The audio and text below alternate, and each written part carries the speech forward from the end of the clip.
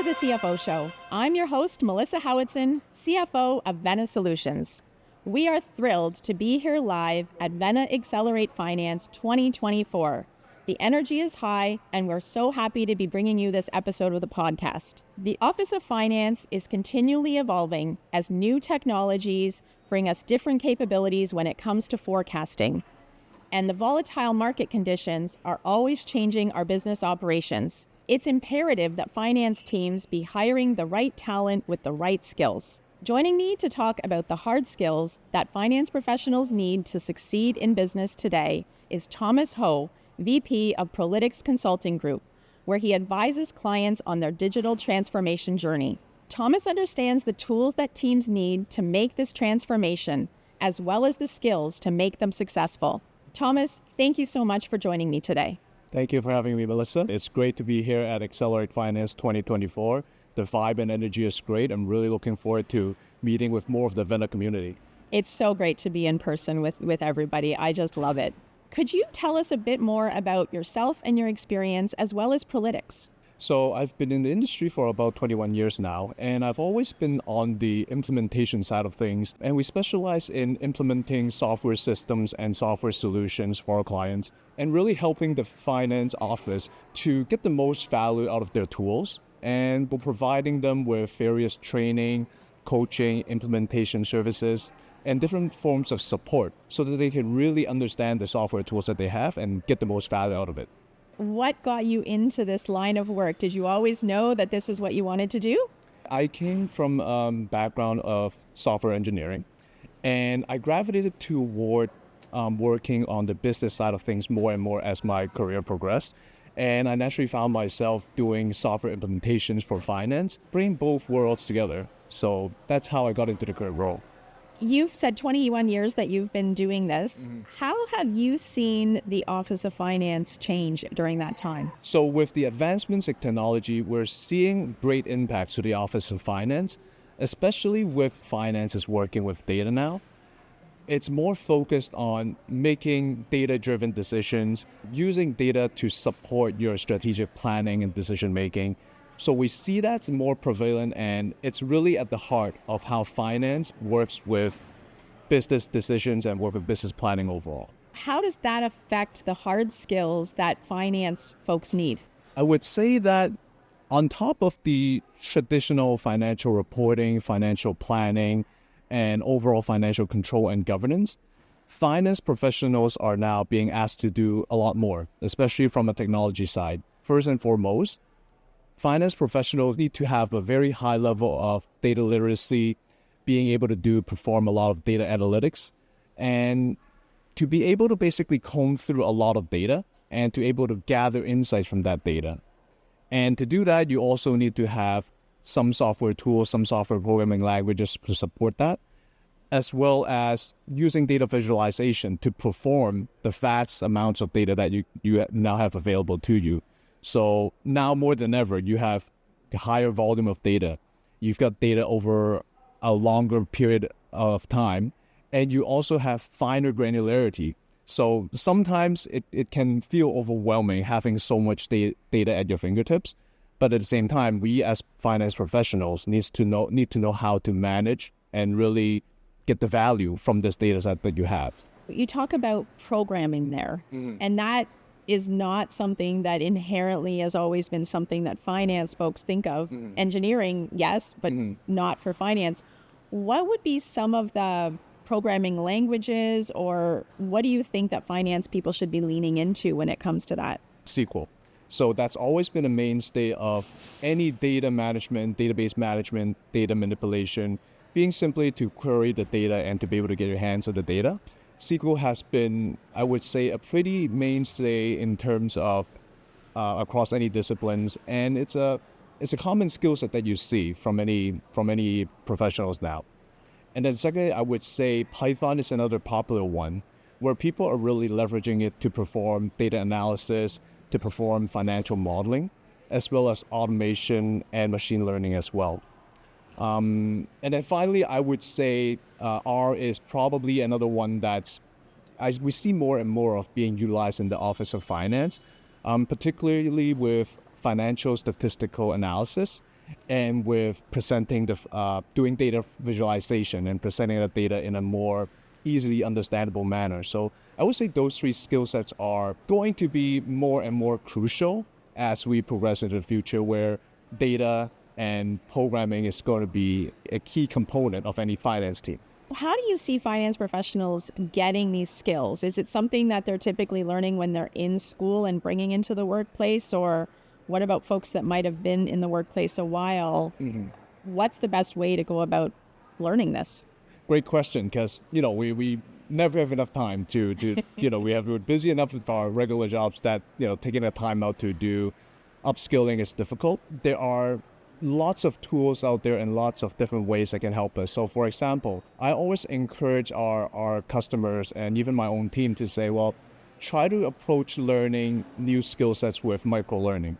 Have a defined goal and objective and a focused goal that you want to establish, and then take the learning components in small chunks so that it's very measurable and you can consume it's in one small sitting at a time. And I think that's really going to be helpful.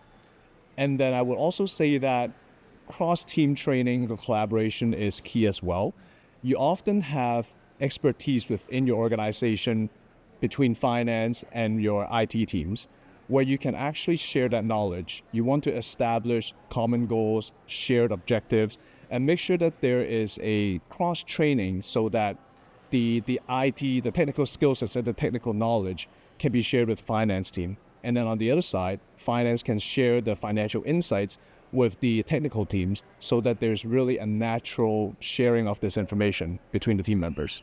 And I love that idea of training ourselves up, down, and across the organization, because there is a lot of skill set and we want to try and share that with one another. And so I think, lunch and learns and where you do, and people are always thrilled to share what they know as well. Yeah. And in teaching, it helps solidify what they know for them as well. And so there's a win-win in that. So I think that's great. I'm so glad that micro-learning is a thing. When I think back to when I started my career way back when, it wasn't as consumable and bite-sized, and so it was way more daunting to think about a new skill set. Some of the e-learning platforms out there, it's a lot of, learn at your own pace, and you can also track your progress and see how you're doing. But I would say overall, it's to have a flexible workforce planning mindset, to understand that if we need our existing team to do some upskilling, we need to be able to really dynamically and agile and have that agility to bring in help when they need to, so that they can take that little time off to do some additional upskilling. And also, leverage strategic partners when you need to. Just having a flexible mindset when it comes to workforce planning is going to be key to enhancing your own team skill set. Now let's talk a bit about automation, because that's a theme we talk a lot about. And I think that for finance to really be able to lean into that, they need to really understand the tech stack, the processes from beginning to end, and work together with other parts of the business to do that and help figure out what the path forward looks like. Mm-hmm. Do you agree? And if you do, how do you suggest that finance teams go about trying to gain this understanding? And where are these lines to be drawn between, say, finance and IT or other parts of the business? What advice do you give customers there? When it comes to automation, first of all, I think we need to have that process management skill set available to us first, to first take a step back and look at the big picture and say, okay, we need someone to understand the process and to be able to identify opportunities for improvement. We have to be able to say, we can perhaps save some manual labor at this junction. We can perhaps do automation here. We can do some optimization here. We need the finance, we need the business specifically to be able to point their finger at something and say, we need to make some improvements here. And then work collaboratively with the IT team to say, okay, how do we get there? What are the steps that we need to take to get us from what we have now to a more automated approach in the future? So in that sense, I think there needs to be a very collaborative approach when it comes to identifying the problem and coming up with a plan for a solution. And we're also going to involve other teams as well, such as project management, to actually plan, execute, and monitor to see if we actually reach those objectives. You mentioned project management there, which I think is also a critical skill. Sometimes we have it, sometimes we don't, or we don't have enough of it on our teams. What are your thoughts about that, and how much of that skill set finance needs to have? And if they don't have it, how to go about getting that? So I would say right now, if you are looking within the team of finance, you're not going to see project management as a number one skill set or number one criteria for a candidate. But I would say that that's more and more increasingly important now, because finance teams are always looking to look for the latest tools, useful tools to help them manage the finance side of things. And that often involves new fintech tools. So whether it be, AI, blockchain or digital payment systems, there's just more things that we want to do, and it oftentimes requires us to take on software implementations. And with that, you do need a proper project management approach to make sure that you are planning it correctly, you are understanding the timelines, and that you need to see it to its completion. So I would say that there's definitely benefits to having someone in the Office of Finance who possess PM skills, not just someone from the PMO, because someone within the Office of Finance, they're going to know more intimately, how important it is and how it's going to impact their business. So that skill set is definitely something valuable for any finance team to have.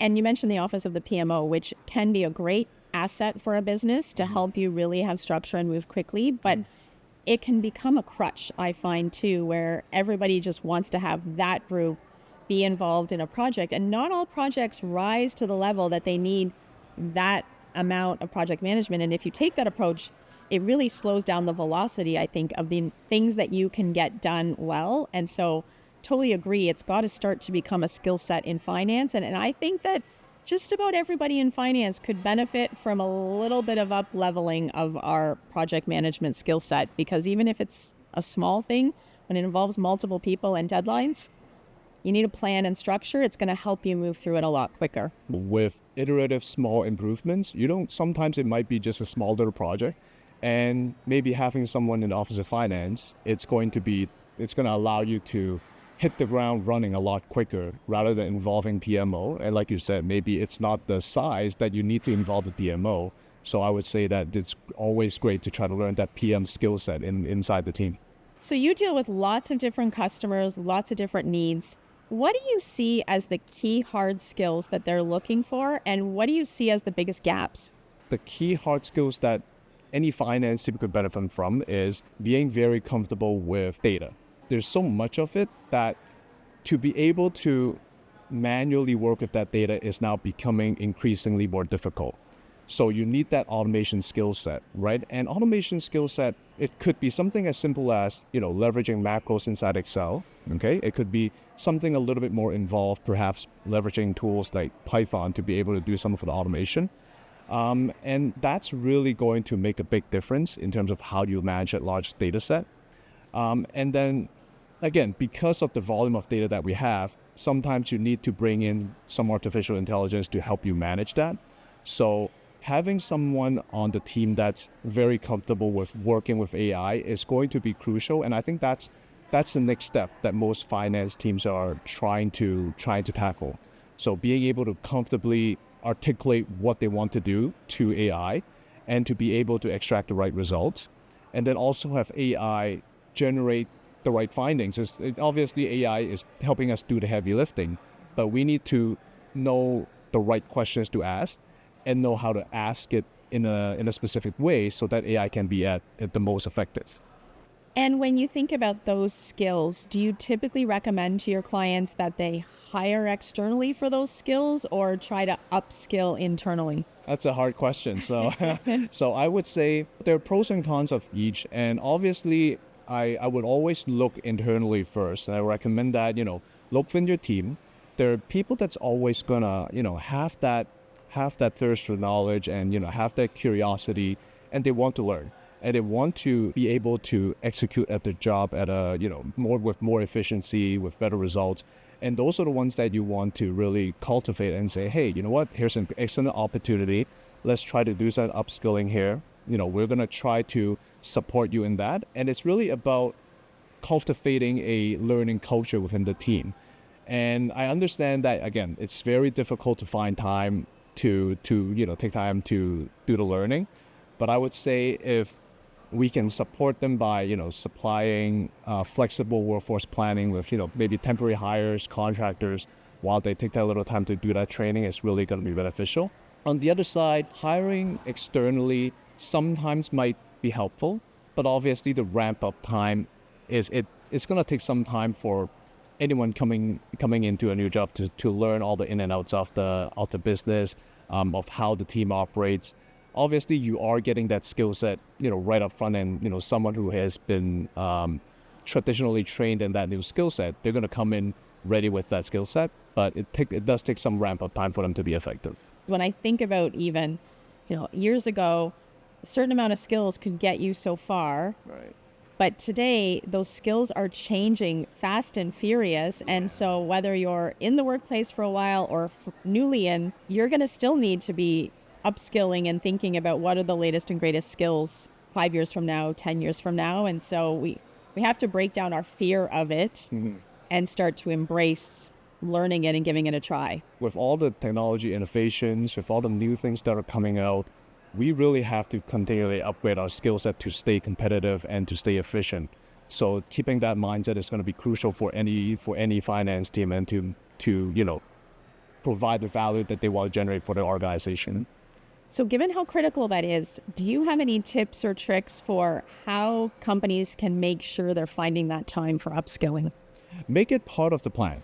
So there should be a high level objective for anyone in an organization to really feel comfortable with knowing that I'm going to go and upgrade myself, and that the company has my back. They're going to promote it. They're going to allow me to do so. As management teams, they should really establish really measurable goals to say, we're going to promote our team to take on these learning initiatives. And we're going to set up goals. We're going to have, very focused, measurable metrics so that we can know if we're doing it right or not. And I would say that a lot of teams are now doing more and more of that, and they're doing it very effectively with the addition of a lot of e-learning platforms. Again, you can learn at your own pace. You can, do it at a time that works for you, and you can take in small chunks. Again, back to micro learning. You don't need to, tackle the whole problem all at once. You can take in just little bits at a time until you get to a point where you're comfortable with the new skill set. You're starting to hear more and more talk of companies leaning into mastery of your profession. Mm-hmm.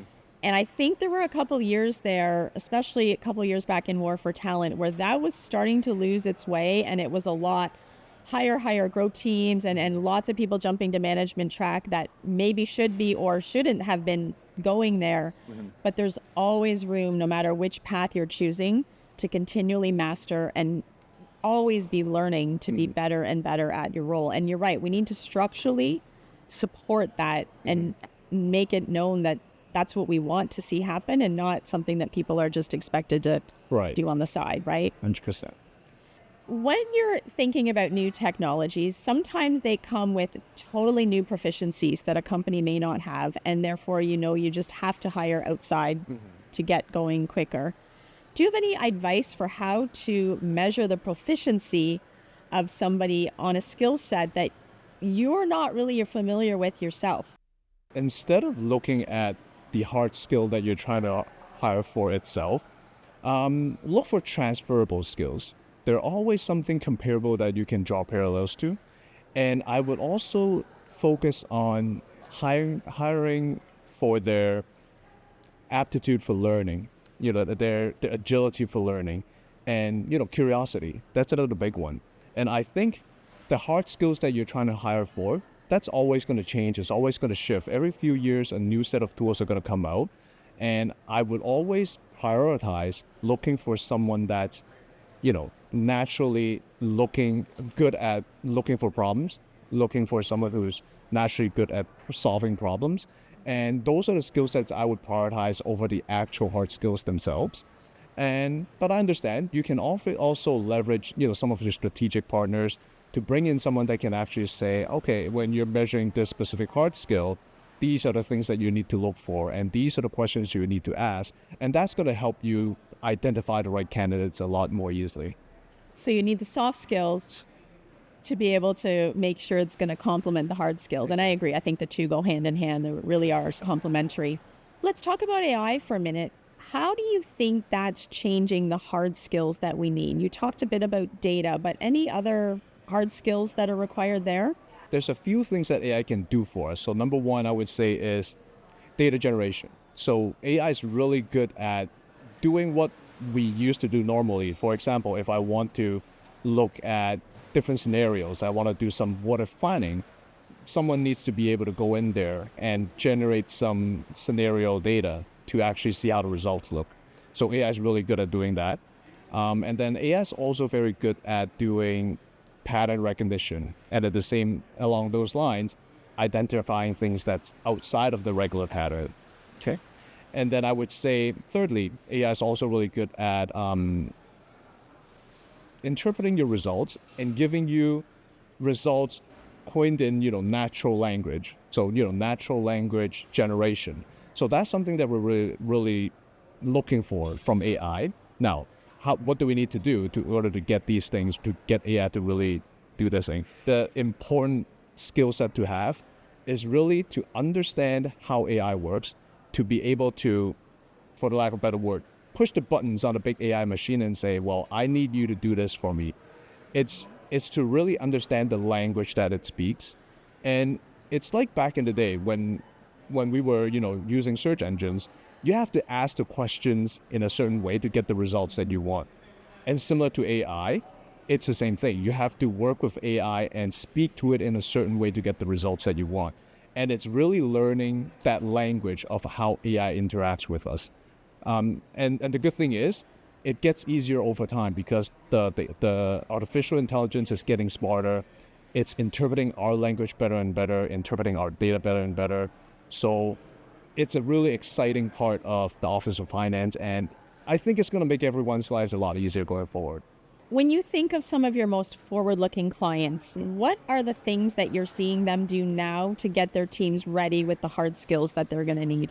The one common trait that I see is that finance teams are hiring for skill set diversity.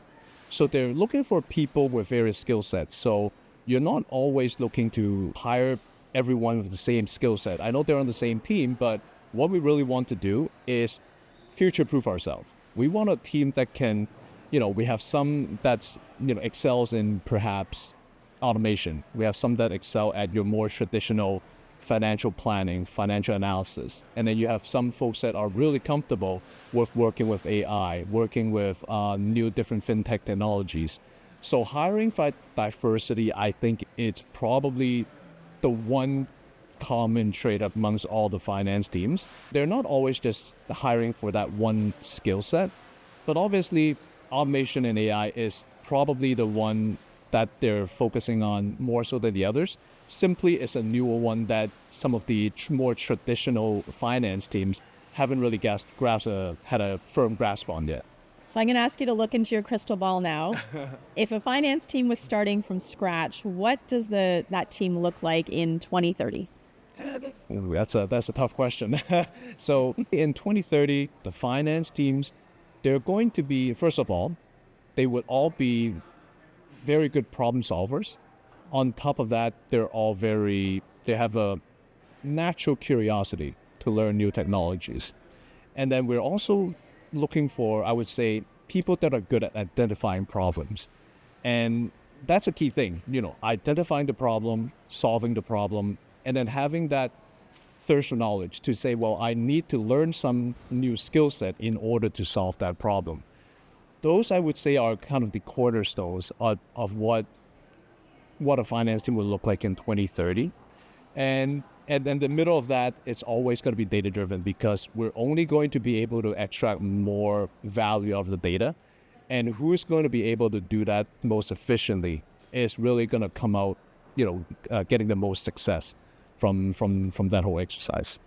Excellent predictions. I tend to agree with you. And I'm guessing that we'll have overcome some of this current hesitation, or just as we cautiously find our way in and thinking about AI, we're going to be in a very different state, embracing it, and I'm sure taking it to some new levels then. So it's going to be exciting to think about.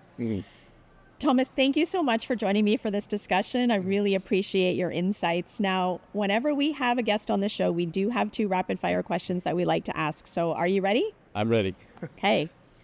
What is the best piece of business or leadership advice that you've ever received? The best piece of advice is that I've ever received is embrace people that say things that you don't like to hear. So for me, it's always nice to hear the good news. It's always nice to hear that everything is working smoothly. There's nothing to worry about. But I always encourage my team to come to me with problems and issues. And as I mentioned earlier, having people on the team that will point at problems and say, I think we need to do something about this, that's actually very valuable. And I would much prefer to have someone that's going to be very upfront, very honest, and just tell me what the issue is. And then, as a team, we can then tackle that problem together. And that's something that I think that gets overlooked a lot of times, because we're always looking for problem solvers. We're sometimes overlook the fact that, well, are we solving the right problem? We have to find the right problem first. So, that guy that points at it and say, something doesn't look right here, that there's a lot of value in that. And that's something I take to heart a lot. Next question. What is something that you do in your personal life that helps you show up as your best self in your professional life? I'm a big tennis fan, a so-so tennis player. And I have a hitting partner that I hit with, an older gentleman who's retired for 20 years. And he beats me almost every time. And I ask him, it's like, I think I run faster than you, I jump higher than you, I hit harder than you. Like, how are you still good? And he's like, well, Thomas, I haven't told you, but I take lessons. I'm in my 70s, but I take lessons 2 times a week. And I say, well, you play so well. Why are you taking lessons? And he's like, well, there are new skills, there are new ways of doing things that I want to improve on. The way that I play tennis 50 years ago is not the same way I play now. And I am going to work with coaches and professionals to help me upgrade my skill set. And it really kind of shows that, if you have that continuous learning attitude, you're only going to get better. And there's nothing to limit you. There's nothing to say that, I can't improve from this point onwards. There's always room for improvement. There's always new things to learn. And I think that's something that's very transferable in all aspects of business, right? Just having that curiosity, that thirst for knowledge, and always striving to do better, right? With that mindset, I think that's really, allow you to build a successful team. I love that story. He's basically letting you know you're not going to keep up, because he's going to keep on going. So that's great. If you'd like to learn more about today's topic, please visit the links in the show notes. And we would love to hear from you, our audience. Tell us what you like and what you'd like to see more of. It helps others to find the show. And don't forget to subscribe wherever you listen to or watch your podcast, because you don't want to miss an episode. For the CFO Show, I'm your host, Melissa Howatson. Until next time.